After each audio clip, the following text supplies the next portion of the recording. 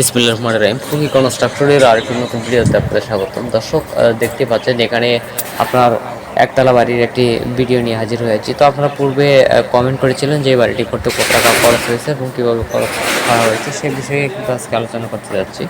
তো দেখতে পাচ্ছেন এখানে আপনার 2 রুম বিশিষ্ট একটি একতলা বাড়ি, আর এখানে বনরুম রয়েছে আরও আপনার 3টি।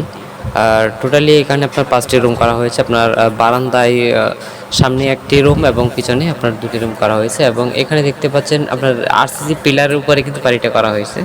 আর এখানে নতুন এবং পুরাতন ইট দিয়ে কিন্তু এই বাড়িটা করা হয়েছে। এখানে নিচে আপনার এইটা কিন্তু আপনার এই যে পিলার, ঠিক আছে, মেইন ঘরের পিলার কিন্তু আরসিসি দিয়ে করা হয়েছে। আর এখানে দেখতে পাচ্ছেন জানালাগুলো আপনার 2.5 foot by 3 foot by 3.5 foot করে করা হয়েছে, এবং নিচে আপনার 4 ইঞ্চি আপনার বেস ডালাই 4 ইঞ্চি করে আপনার ডালাই দেওয়া হয়েছে।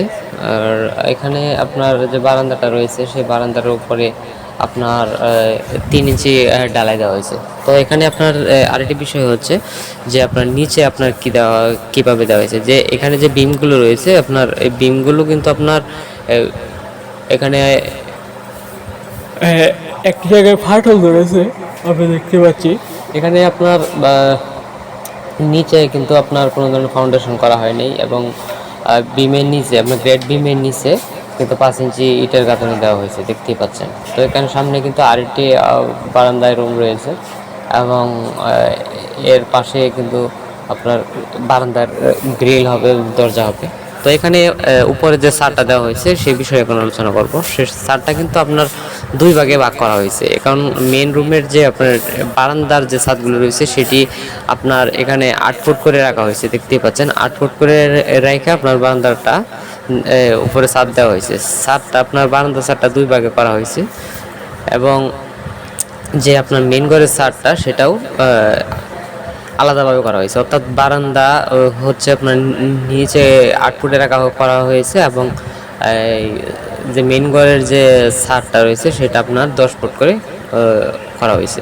তো এই বাড়িটা আসলে করতে কত টাকা খরচ হয়েছে, তো আমি যতটুকু ওনাদের কাছে জানতে পেরেছি, এই পর্যন্ত যেহেতু ওনার আগের ইট কিনা ছিল, তো সেক্ষেত্রে বর্তমানে ওনার এই বাড়িটা করতে এই পর্যন্ত আপনার 5 থেকে 5.5 লক্ষ টাকার মতো একবার কমপ্লিট খরচ হওয়ার একটা কথা উনি বলেছেন। তবে এখানে আরেকটি বিষয় হচ্ছে, যেহেতু এটা আরসিসি পিলার করে করা হয়েছে, তা উনি বলছেন যে এখানে আপনার 4 লক্ষ টাকার মতো আপনার টোটালি খরচ হয়েছে। এখন আরও এই যে এটা পুনঃসংস্কার করার জন্য আপনার আরও হয়তো অনেক টাকা লাগতে পারে। তো সেক্ষেত্রে হয়তো 4-5 লক্ষ টাকার মধ্যে দরজা জানালা গ্রিল কালার টালার প্লাস্টার সমস্ত কিছু মিলিয়ে কিন্তু 4-5 লক্ষ টাকার মধ্যে হয়ে যেতে পারে। তো এই ছিল এই বাড়িটার বিষয়ে অনেক তথ্য। তো ভিডিওটি ভালো লাগলে অবশ্যই কমেন্ট করবেন, এবং আরও যদি কিছু জানতে চান তাহলে অবশ্যই সেটাও কমেন্ট করবেন।